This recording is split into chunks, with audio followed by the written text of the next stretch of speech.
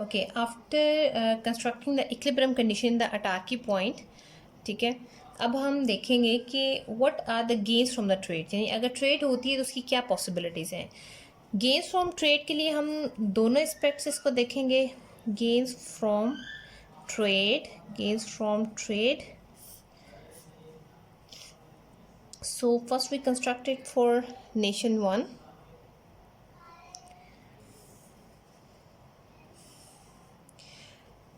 हमने ज्यूम किया था नेशन वन जो है that is labour abundant and X is labour intensive good. So nation one का जो प्रोडक्शन पॉसिबिलिटी फ्रंटियर था दैट इज़ लाइक दिस, ठीक है। यहाँ पर हमने एक अटाकी पॉइंट लिया था दैट इज़ ए, ठीक है। हम रफली अज्यूम करते हैं कि नेशन वन जो है बिफोर ट्रेड 40y और जो है 90 ऑफ x प्रोड्यूस करिए, 90x, 40y एंड 90x, ठीक है। और ये उसकी बिफोर ट्रेड कंडीशन थी। अब नेशन वन जो है उसको x की प्रोडक्शन में कंपैरेटिव एडवांटेज हासिल है because x is labour intensive and nation one is labour abundant. So nation one जो है स्पेशलाइजेशन हासिल करती है और x की प्रोडक्शन की तरफ मूव करते हुए it reach at point B.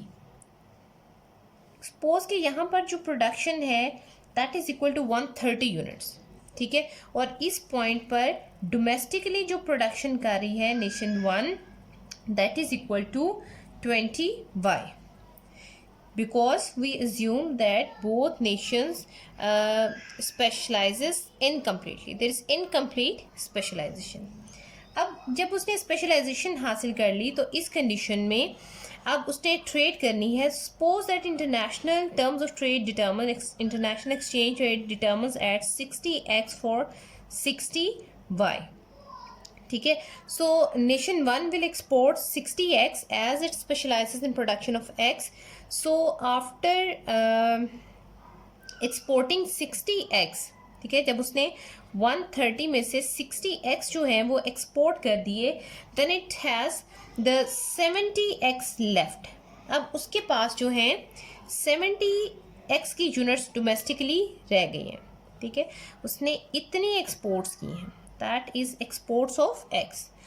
20y वो डोमेस्टिकली प्रोड्यूस कर रहा है जबकि इस 20x के अगेंस्ट 60y उसने इंपोर्ट करना है।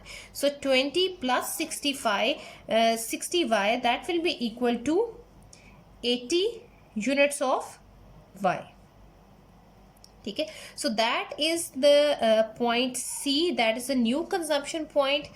और यहाँ पर जो प्राइस लाइन बनेगी दैट इज लाइक दिस, ठीक है, that is terms of trade line. So that is the point. और यहाँ पर there is a higher indifference curve. So यहाँ पर देखें कि as compare two point A जो कि अटाकी पॉइंट था, नेशन वन जो है वो x को पहले से कम कंज्यूम कर रही है। पहले वो 90x कंज्यूम कर रही थी लेकिन अब वो 70x कंज्यूम कर रही है, ठीक है। लेकिन अब ऐसा करने से अब वो पहले से हायर इंडिफरेंस कर्व पर मौजूद है। पहले वो ए पॉइंट पर लोअर इंडिफरेंस कर्व पर मौजूद थी, अब वो हायर इंडिफरेंस कर्व पर मौजूद है। It means that the level of satisfaction is higher after trade. तो that is the gain from trade. ये एरिया आपके पास आ जाएगा एक्सपोर्ट्स का, एक्सपोर्ट ऑफ एक्स, और ये portion that is imports of y, ठीक है। जबकि जो टर्म्स ऑफ ट्रेड थे, जो एक्सचेंज रेट था that was 60x for 60y। इसी तरह से नेशन टू को चेक करते हैं कि either it gains from trade और नॉट, क्या म्यूचुअली बेनिफिशियल ट्रेड हुई या नहीं। So we construct the production possibility frontier for nation two. हम यहाँ पर एक पॉइंट लेते हैं that is A dash point, ठीक है। अब ये ए डैश पॉइंट पे ये अटारकी पॉइंट है और यही इसका प्रोडक्शन और कंजम्पशन पॉइंट है। अब हमने देखा कि नेशन टू जो है वो कैपिटल अबंडेंट है जबकि वाई प्रोडक्ट कैपिटल इंटेंसिव है, इसलिए nation two capital intensive good में कंपैरेटिव एडवांटेज रखती है, ठीक है। सो नेशन 2 जो है वो वाई की प्रोडक्शन में इंक्रीज करेगी, स्पेशलाइजेशन हासिल करेगी और बी पॉइंट पर अपनी प्रोडक्शन जो है वो स्टॉप करेगी, ठीक है। यहाँ पर suppose 110 units of Y are produced and 20 units of X are produced domestically, ठीक है, नेशन 2 के अंदर। अब यहाँ पर स्पेशलाइजेशन के बाद जब ट्रेड होगी तो इस कंडीशन में जो एक्सचेंज रेट है, जो टर्म्स ऑफ ट्रेड है, that remains same, 60x for 65, 60x for 60y, जिसकी वजह से प्राइस लाइंस की स्लोप्स जो हैं वो इक्वल होंगी, ट्रेड इज बैलेंस्ड। अब यहाँ पर 110y उसने प्रोड्यूस किया, 110y में से ही विल एक्सपोर्ट 60y, ठीक है, तो उसके पास जो है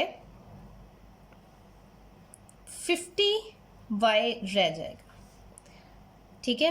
हम डोमेस्टिकली सपोज कर लेते हैं कि नेशन 2 जो है वो 60 ऑफ y और 40 ऑफ x जो है वो प्रोड्यूस कर रही है, ठीक है। y ज़्यादा प्रोड्यूस कर रही है, x कम प्रोड्यूस कर रही है। अब जब ट्रेड हुई उसने 60y को एक्सपोर्ट कर दिया, तो अब उसके पास 110 में से 50 यूनिट्स ऑफ y जो हैं वो रह गई हैं, ओके।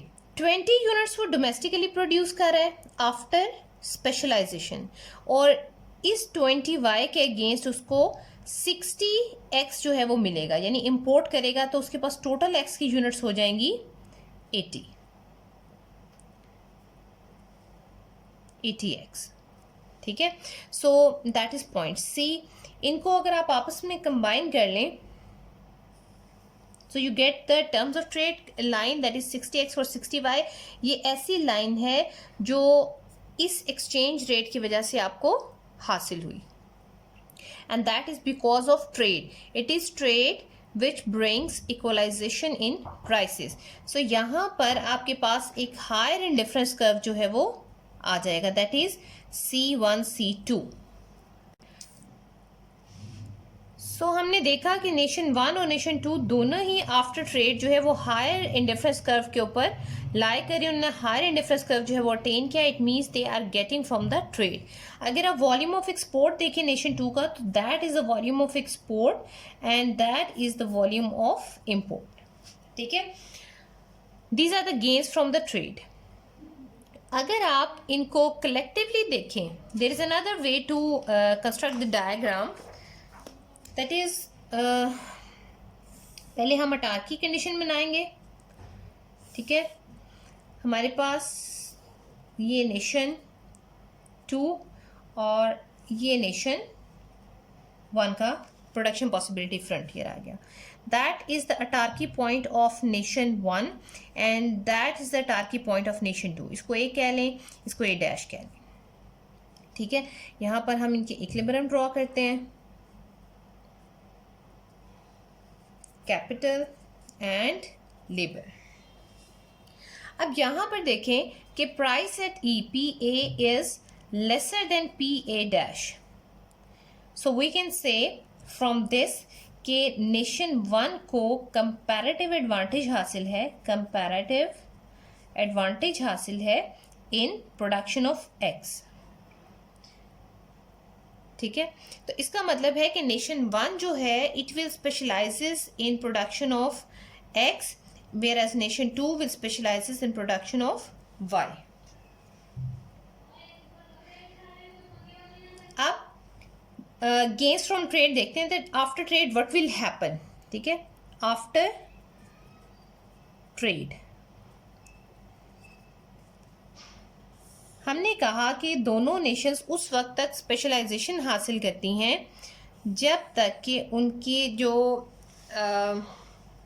प्राइस डिफरेंसेस हैं, ठीक है, वो इक्वलाइज नहीं हो जाते। तो इस कंडीशन में हम पहले बेसिक डायग्राम बनाएंगे, ठीक है। That is nation 2's production possibility frontier and that is nation 1's production possibility frontier. यहाँ पर अटार्की पॉइंट्स ले लेते हैं ए एंड ए डैश, ठीक है।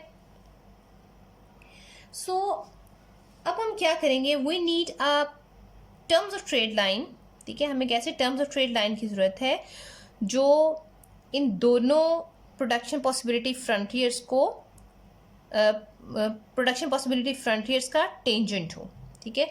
उसके लिए हम एक लाइन ड्रॉ करेंगे, that is, so we extend it little bit there, ठीक है। We have the terms of trade line that is P naught, ठीक है। अब ये नेशन 1 के प्रोडक्शन पॉसिबिलिटी फ्रंटियर को टच करिए एट पॉइंट बी, और नेशन 2 के पीपीएफ को टच करिए एट बी डैश, ठीक है। So that is the production point of nation 1, ठीक है। That is y and that is x1, यानी आफ्टर स्पेशलाइजेशन नेशन 1 जो है, आप इसको डाटा से भी कर सकते हैं जैसे हमने प्रीवियस डायग्राम्स को किया, ठीक है। लेकिन इट्स द सिंपलेस्ट वे, मैं जो है सिंबल्स लेकर इसको एक्सप्लेन कर रही हूँ। पॉइंट बी पर x1 प्रोड्यूस किया जा रहा है जबकि डोमेस्टिकली y1 प्रोड्यूस किया जा रहा है, ठीक है। अब इस y1 में से नेशन 1 x की कुछ अमाउंट जो है वो एक्सपोर्ट करेगी और उसके अगेंस्ट जो है वो इंपोर्ट करेगी। Suppose that nation 1 exports x not amount of x, और उसके अगेंस्ट वो y नॉट वैल्यू जो है वो इंपोर्ट कर रही है, ठीक है। So that is the point E for nation 1, ठीक है। अब पहले यहाँ पे कंजम्पशन उसकी प्रोडक्शन एंड कंजम्पशन यहाँ पे थी बिफोर ट्रेड, अब वो कंज्यूमर प्रोड्यूस कर रहा है पॉइंट E पर, सॉरी कंज्यूम कर रहा है पॉइंट E पर, प्रोडक्शन उसकी पॉइंट B पर है, ठीक है। अब वो पहले से हायर कम्युनिटी इंडिफरेंस कर्व पर मौजूद है। इसी तरह से अगर हम नेशन 2 को देखें तो नेशन 2 का जो प्रोडक्शन पॉइंट है दैट इज बी डैश, यानी वो y2 को प्रोड्यूस करिए डोमेस्टिकली और x2 को प्रोड्यूस करिए डोमेस्टिकली, ठीक है, आफ्टर स्पेशलाइजेशन। अब यहाँ पर नेशन 2 जो है y को एक्सपोर्ट करेगी। सपोज के नेशन 2 y2 से y नॉट तक जो है वो एक्सपोर्ट करती है। These are the exports of nation 2, जबकि नेशन 1 की एक्सपोर्ट्स कितनी थी, x1 से x नॉट, ठीक है। इतनी एक्सपोर्ट्स के अगेंस्ट नेशन 1 जो है x2 से x नॉट तक इंपोर्ट कर रही है, ठीक है। ये नेशन 1 की इंपोर्ट्स थी, ये नेशन 2 की इंपोर्ट्स हैं। अब देखें दोनों नेशंस जो हैं अब पहले से हायर इंडिफरेंस कर्व पर मौजूद है, कम्युनिटी इंडिफरेंस कर्व। अब यहाँ पे वो चीज़ें जो हमने अजम्पशंस में एक्सप्लेन की थी उनकी बेस पर we have the same terms of trade line that is P naught and P naught, ठीक है। स्पेशलाइजेशन वहाँ तक होती रही जहाँ तक इनकी स्लोप्स इक्वलाइज नहीं हुई।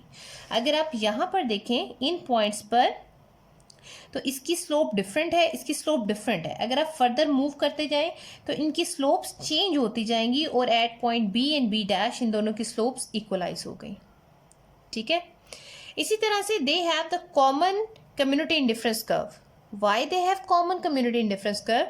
Because in the assumption we have made the assumption that both nations have same taste.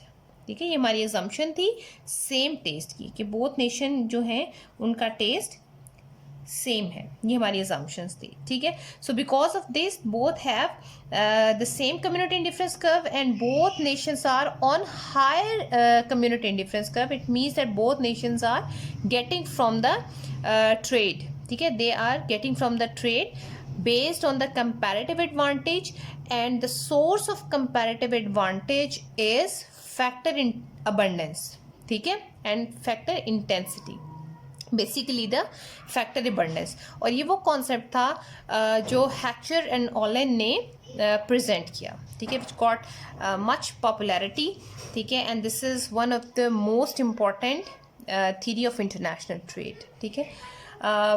I think it's all about Hector Olin. I hope you understand the concept. Still, if you have any questions